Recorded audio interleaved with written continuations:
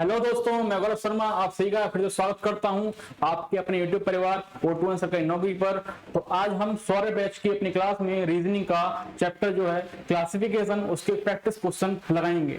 ठीक है, आज मैंने बहुत ही इंपोर्टेंट प्रश्नों का संग्रह लिया है, जिसमें आप जो पिछले ईयर्स में आए हुए प्रश्नों को बहुत ही अच्छी तरीके से सॉल्व करेंगे और साथ में नए प्रश्नों को भी जानेंगे। ठीक है, तो चलिए आज क्लास शुरू करते हैं। तो बैकवर्ड प्रश्न आप करवाए जाएंगे इस श्रृंखला में, जिसमें कि आपका प्रश्नों का प्रकार ऐसा होगा कि प्रत्येक प्रश्न में 4 शब्द का एक समूह दिया गया होगा, वह सब चुनेंगे जो कि विषम होगा। ये प्रश्न हमने पिछली क्लास में भी किए थे और बहुत से प्रश्न हम करेंगे, जिससे कि आपको अच्छे से प्रैक्टिस हो जाए प्रश्नों की और आप उनको बहुत बिना किसी झिझक के बहुत जल्दी से हल कर पाए। ठीक है, तो 4 ऑप्शन सेम, 4 ऑप्शन में से 3 सेम होंगे और एक ऑप्शन आपका बिल्कुल अलग हो जाएगा। जो कि आपका करेक्ट आंसर होगा वही आपको ढूंढना होगा। ठीक है, चलिए प्रश्न पहले की तरफ, जो कि आपका एसएससी जीडी में 2 दिसंबर 2021 की सेकंड में आ चुका है। ठीक है, तो ऐसे ही प्रश्न आपको मिलेंगे। ठीक है, तो पहला है आपका FCH FHEJH PMRN XUZX। तो सभी में आपके 3 जो ऑप्शन होंगे वो सेम रहने वाले हैं और चौथा आपको विषम जो होगा ढूंढना पड़ेगा। तो बताया था पिछली क्लास में मैंने, सबसे पहले जो आपके क्वेश्चन में अगर अल्फाबेटिक दे रखे हैं, अगर वर्णमाला के अक्षर दे रखे हैं, तो सबसे पहले उनका स्थानीय मान लिखेंगे। क्या लिखेंगे? स्थानीय मान को लिखेंगे। ठीक है, जल्दी से लिखते हैं इनका स्थानीय मान। एफ का स्थानीय मान होता है 9, सी का 3, एच का 8 और एफ का फिर से एफ का होता है 6, सी का 3, एच का 8 और फिर से 6। ठीक है, चले अगले की तरफ। एच 8 होता है मतलब 8, ई 5, जे आपका 10, एच फिर से 8। पी की बात करें, पी होता है 16 नंबर पर, एम होता है 13 नंबर पर, आर होता है 18 पर, एन फिर से हो जाएगा आपका 14 नंबर। ठीक है, बात करें XUZX की, एक्स आपका होता है 24 पर, यू 21 पर, जेड फिर से आपका आ गया 26 पर और यू 24 पर। ठीक है, तो कुछ जो बेहतरीन तरीके से अगर किसी ने क्वेश्चन देखा हो तो आधे से ज्यादा बच्चों को आपको आंसर आपका मिल गया होगा। कैसे? एक लॉजिक इसमें यह भी है कि पहला और लास्ट का ऑप्शन रिपीट, पहला और लास्ट का अक्षर रिपीट हो रहा है, यहाँ भी पहला लास्ट का अक्षर रिपीट हो रहा है और यहाँ भी आपका पहला और लास्ट अक्षर रिपीट हो रहा है। लेकिन इसी ऑप्शन में आपका अक्षर रिपीट नहीं हो रहा है। इसी ऑप्शन में, क्वेश्चन में आपका ऑप्शन रिपीट नहीं हो रहा है। अब दूसरा लॉजिक देखें, 2 लॉजिक लग रहे हैं इसमें। अब दूसरा लॉजिक देखें, अगर हम 8 में 2 गए 6 बचेगा, इसमें 2 गया 8 बचेगा, 26 में 2 गया 26 में 2 गया 24 बचेंगे और 18 में से 2 गया तो क्या बचेगा? 16 बचेगा। लेकिन यहाँ क्या बचा है? 14 बचे हैं। यहाँ कितना बचा है? 14, 14 बचे हैं। दैट मीन्स ये बिल्कुल अलग हो जाएगा। तो आपका ऑप्शन नंबर सी विषम हो गया, मतलब कि करेक्ट आंसर आपका ऑप्शन नंबर सी ही रहेगा। ठीक है, तो ऐसा नहीं है कि किसी प्रश्न में मात्र एक ही लॉजिक लग रहा हो कि एग्जामिनर आपका एक ही लॉजिक लगा कर दे, जरूरी नहीं है। कभी कभी ऐसा होता है कि एक लॉजिक की जगह 2 लॉजिक लग जाते हैं एक प्रश्न में, ऑप्शन भी अलग हो जाते हैं। तो इसलिए ध्यान से करेंगे और वो आपका क्वेश्चन ऐसा नहीं है गलत हो जाता है, और जिस लॉजिक से करेंगे आप वो सही माना जाएगा। ठीक है, क्योंकि नॉर्मलाइजेशन में ऐसे प्रश्न बता दिए जाते हैं।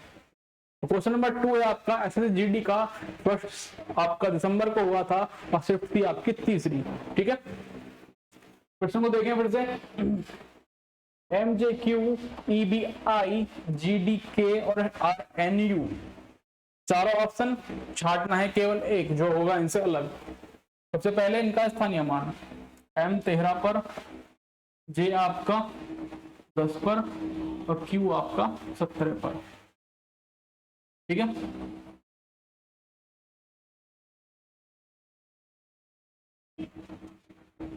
E आपका 5 पर आएगा, B 2 पर आएगा और I आएगा 9 पर। ठीक है, इनका स्थानीय मान फिर से लिख लेते हैं। G का स्थानीय मान 7 होता है, D का स्थानीय मान होता है 4, k का स्थान होता है 11, किंग्स 11 से याद है हमको। r होता है 18 नंबर पर, n होता है 14 नंबर पर, u होता है 21वें नंबर पर। ठीक है, पहले देखते हैं इनमें संबंध क्या है, लॉजिक लग क्या रहा है जो ऑप्शन दे रखे हैं आपके। ठीक है, तो अगर देखें यहाँ पर 13 में से 3 घटाएंगे बचेगा 10, 5 में 3 घटाएंगे बचेगा 2, 7 में 3 घटाया हमने बचा 4, 18 में से अगर हम 4 घटाएंगे बचेगा 14। मतलब कि सिंपल आपको आंसर मिल चुका है। कैसे मिला ये आंसर, कैसे मिला बताइए। देखिए यहाँ पर अंतर 3 का, यहाँ अंतर 3 का, यहाँ अंतर 3 का, यहाँ कितने का अंतर है, 4 का अंतर है जी। कितने का अंतर है जी, 4 का अंतर बैठा। मतलब कि ऑप्शन नंबर डी बिल्कुल अलग है, यही हमारा आंसर है। मिल गया जी, बहुत अच्छे से मिल गया जी।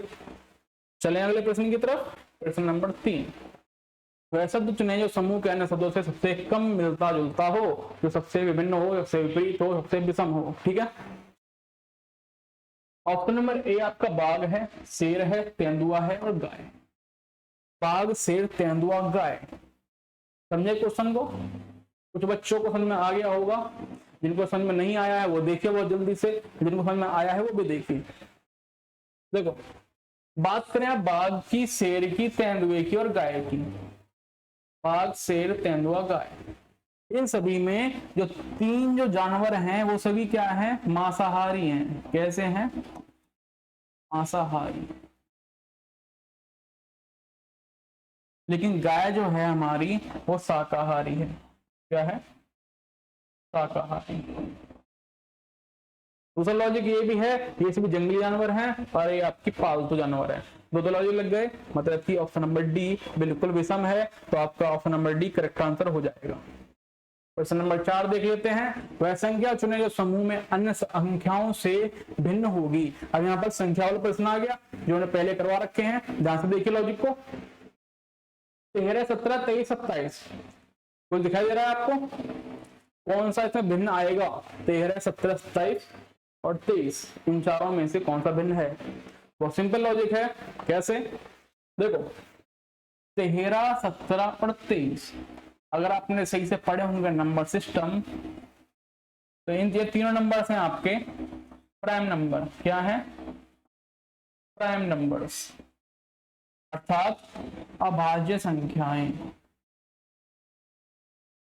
ऐसी संख्याएं जो या तो खुद से डिवाइड होंगी या डिवाइड होंगी 1 से। किससे, 1 से। तो इसमें आपका 23 जो है आपके किसी भी टेबल से डिवाइड नहीं होंगी, किसी पहाड़ से डिवाइड नहीं होंगी। लेकिन बात कर 27 की, अगर आपको 9 का पहाड़ याद हो, 9 3 27, 3 का पहाड़ याद हो, 3 नंबर 27, मतलब कि ऑप्शन डी आपका बिल्कुल अलग है, तो ही आपका करेक्ट आंसर हो जाएगा। ऑप्शन नंबर डी बिल्कुल करेक्ट है। ठीक है, चलते हैं अगले प्रश्न की तरफ। प्रश्न नंबर 5 है कि निम्न प्रश्न में दिए गए विकल्पों में से बेमेल को चुनिए। तो बात करें क्वेश्चन में याद रखा लिनन, कपास, लोहा और रेशम। लिनन, कपास, लोहा और रेशम। ठीक है, देख लेते हैं प्रश्न। प्रश्न आपने सभी ने देखा, समझा, लॉजिक ढूंढा। इसमें कुछ लॉजिक क्या मिलेगा, इतना मुझे दिखाई दे रहा है प्रश्न में। जो लॉजिक क्या है, ये लिनन, कपास और रेशम, ये सभी संबंध किससे हैं, किससे संबंध रखते हैं। ये संबंध तीनों किससे रखते हैं। अगर आपने थोड़ा सा पढ़ा होगा पिछली क्लास में भी, 9th, 10th, 8th, 7th में पढ़ा होगा, ये तीनों संबंधित हैं कपड़े से। किससे, कपड़े से, फाइबर्स।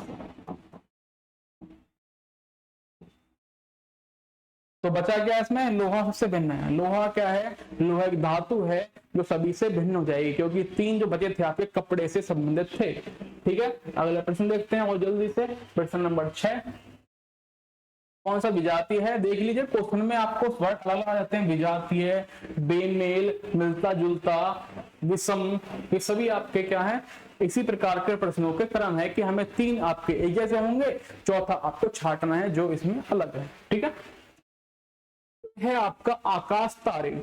बी ऑप्शन है चांद ग्रह, सी ऑप्शन है स्टेडियम खिलाड़ी और डी ऑप्शन है विश्वविद्यालय और विद्यार्थी। लॉजिक ढूंढेंगे बहुत जल्दी से। देखिए, आकाश में होते हैं तारे, स्टेडियम में होते हैं खिलाड़ी, विश्वविद्यालय में होते हैं विद्यार्थी, लेकिन चांद ग्रह में कोई ऐसा रिलेशन नहीं है, ये सबसे भिन्न हो जाएगा। कैसे? चांद क्या है? एक उपग्रह है, वैसे भी उपग्रह है। ग्रह संबंध तो कुछ है नहीं इसमें। ग्रह संबंध क्या है? बस चक्कर लगाता है। किसका? अर्थ का, हमारी पृथ्वी का चक्कर लगाता है, बस। इसमें कोई संबंध नहीं, क्योंकि आकाश के अंदर है तारे, स्टेडियम के अंदर है खिलाड़ी, विश्वविद्यालय के अंदर है विद्यार्थी, लेकिन चांद के अंदर ग्रह है, तो कोई मतलब लॉजिक तो है नहीं। ठीक है, चलते हैं अगले प्रश्न की तरफ। ऑप्शन नंबर 7 है कि ऐसा कौन सा है जो अन्य 3 से भिन्न है? तो बात करें, N14 है, Q16 है, F19 है और K11 है। तो क्वेश्चन आ गया फिर से, सिंपल क्वेश्चन, बहुतों ने जल्दी से पढ़ते ही आंसर दे दिया होगा कि है आंसर पता है। ठीक है, कैसे? N14 पर होता है, ये क्या है? इसका स्थानीय मान है जी, पता है, तो सही है जी बिल्कुल। Q16 पर होता है क्या? चेक करेंगे बाद में। F19 पर होता है, हाँ जी बिल्कुल होता है। K11 पर होता है जी, बिल्कुल होता है। मतलब कि Q16 पर नहीं होता है, किस पर होता है? Q किस पर होता है? Q का स्थानीय मान है 17, Q का स्थानीय मान 17 है, मतलब कि ऑप्शन नंबर बी बिल्कुल बेमेल है, बिल्कुल विजातीय है और बिल्कुल विषम है। ठीक है, ऑप्शन नंबर बी आपका करेक्ट हो जाएगा। चलिए प्रश्न नंबर 8 पर, जो कि आपका एसएससी जीडी में 11 फरवरी 2019 को शिफ्ट 3 में आया था, तो कर लेंगे प्रश्न को। देखो कौन सा भिन्न बताना है।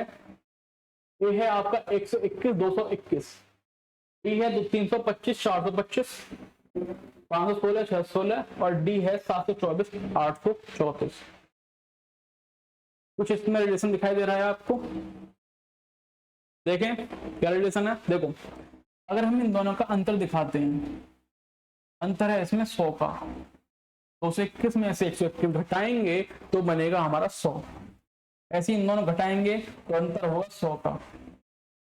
ऐसे 516 में से 616 घटाएंगे, अंतर फिर से 100 का आएगा। लेकिन अगर हम 724 में से 824 घटाएंगे तो कितना बनेगा? कितना बनेगा? 4 में 4 गया 0 और 3 में 2 गया 1 और 7 गया 1। कितने का अंतर बनेगा? 110 का। किसका? कितने का अंतर है? 110 का अंतर है। मतलब कि ऑप्शन डी बिल्कुल भिन्न हो जाएगा, तो आपका करेक्ट आंसर डी है। ठीक है, चलिए प्रश्न नंबर 9 की तरफ। प्रश्न नंबर 9 फिर से ये बोल रहा है कि तीन कौन सा भिन्न है इन तीनों में से। पहला है 2 4, 3 9 संबंधित है, 4 16 संबंधित है, 5 20 से संबंधित है। तो इन चारों में से कौन सा आपका बिल्कुल भिन्न आ रहा है? तो पिछली क्लास में बोला था मैंने, जिसको आपको वर्ग वर्गमूल घन घनमूल याद है, वो प्रश्नों को बहुत अच्छी तरीके से समझ पाएंगे, कर पाएंगे कुछ क्वेश्चंस को। तो देखिए यहाँ पर 2 का वर्ग होता है 4, 3 का वर्ग होता है 9, 4 का वर्ग होता है 16, लेकिन 5 का वर्ग क्या होता है जी? 25 होता है। 5 का वर्ग कितना होता है? 5 का वर्ग 5 का वर्ग होता है 25। ऑप्शन नंबर डी बिल्कुल अलग है जी, ऑप्शन नंबर डी आपका करेक्ट आंसर हो जाएगा। बात करें क्वेश्चन नंबर 10 की, एसएससी जीडी के 19 फरवरी 2019 के शिफ्ट 2 में पूछा गया सवाल है। यह सवाल कुछ तरह से है कि इनमें से एक ऐसा है जो अन्य तीनों से भिन्न है, जो है आपका बुक, अलमीरा, मैगजीन या नोवेल। इन चारों में से कौन सा है जो बिल्कुल अलग है? बुक, अलमीरा, मैगजीन और नोवेल। ठीक है, देखते हैं। अगर हम देखिए, बुक, मैगजीन और नोवेल, ये तीनों संबंधित हैं आपस में। कैसे? इन सभी को हम पढ़ सकते हैं, रीड कर सकते हैं इन सभी को। ठीक है, लेकिन अलमीरा क्या है? बुक्स को रखने की जगह है। अलमीरा क्या है? बुक्स को रखने की जगह है। दैट मीन्स यह मतलब हुआ इसका कि ऑप्शन नंबर बी आपका करेक्ट आंसर हो जाएगा। ठीक है, चलते हैं प्रश्न नंबर 11 की तरफ। इनमें से कौन सा एक है जो अन्य तीन से भिन्न है? क्वेश्चन में ऑप्शन है आपके आलू, प्याज, गाजर और गोभी। आलू, प्याज, गाजर और गोभी आपको नहीं बनानी, सब्जी इसकी नहीं बनानी है। ऑप्शन में से एक भिन्न को छांटना है। ठीक है, आलू, प्याज, गाजर, गोभी की बात करें अगर हम, ये प्रश्न आपका इंपोर्टेंट रहेगा बहुत ज्यादा, क्योंकि ऐसे प्रश्न क्वेश्चन में बनते रहते हैं आए दिन। ये नहीं है कि आपका ऐसा प्रश्न बनेगा नहीं। देखिए लॉजिक क्या रहता है इस प्रश्न में, देखिए आलू होता है वो जमीन के नीचे निकलता है, प्याज वो भी जमीन के नीचे आएगी, गाजर वो भी जमीन के नीचे ही उगती है। लेकिन बात करें गोभी की, गोभी क्या होती है, जमीन के ऊपर उगती है। क्या होती है, जमीन के ऊपर उगती है। मतलब कि ऑप्शन नंबर डी बिल्कुल करेक्ट आंसर हो जाएगा आपका। जो गोभी है वो जमीन के अंदर नहीं उगती है, यही आपका भिन्न दिखाता है, यही आपका आंसर है। ठीक है, यह रहेगा अभी क्लास का आज लास्ट का प्रश्न, जो कि है ऐसा कौन सा है जो अन्य तीन से भिन्न है। यह प्रश्न आपका 14 फरवरी 2019 को शिफ्ट पहली में पूछा जा चुका है SCGD क्लास में, पेपर में। तो यहाँ पर दे रखा है भारत, जापान, यूरोप और रूस। चार नाम दे रखे हैं आपको, भारत, जापान, यूरोप और रूस। इनमें से भिन्न कौन सा है? ये आप सोच रहे हैं, क्या वही सोच रहे हैं जो इस क्वेश्चन दे रखा है? लॉजिक ढूंढा आपने? लॉजिक बहुत क्लियर है इसका। कैसे? देखिए अगर आपको ध्यान हो, आपको पता हो, इतना सबको जानकारी होगी। भारत क्या है? भारत एक देश है, जापान भी एक देश है और रूस भी क्या है, एक देश है। मतलब कि ये तीनों क्या है, कंट्री हैं। ये सभी क्या है, कंट्री, मतलब कि देश है। ठीक है, लेकिन बात करें यूरोप की, यूरोप क्या है, यूरोप एक महाद्वीप है। यूरोप एक महाद्वीप है, मतलब कि ऑप्शन नंबर सी आपका बिल्कुल भिन्न है, यही आपका आंसर है बहुत अच्छी तरीके से। ठीक है, बात करें आज के प्रश्न के बाद आज के विचार की, जो यह है जितना कठिन संघर्ष होगा जीत उतनी ही शानदार होगी। जितना कठिन संघर्ष जीत उतनी शानदार होगी। ठीक है दोस्तों, इसी प्रकार संघर्ष करते रहिए, आपकी जीत बहुत आसानी से आपको मिल जाएगी। तो आज की क्लास कैसी लगी है आपको? लाइक करेंगे, सब्सक्राइब करेंगे, शेयर करेंगे और साथ में कमेंट करना है कैसी क्लास लग रही है आपको। ठीक है दोस्तों, आज की क्लास हम यहीं समाप्त करते हैं, मिलते हैं अगली क्लास में। जय हिंद, जय भारत।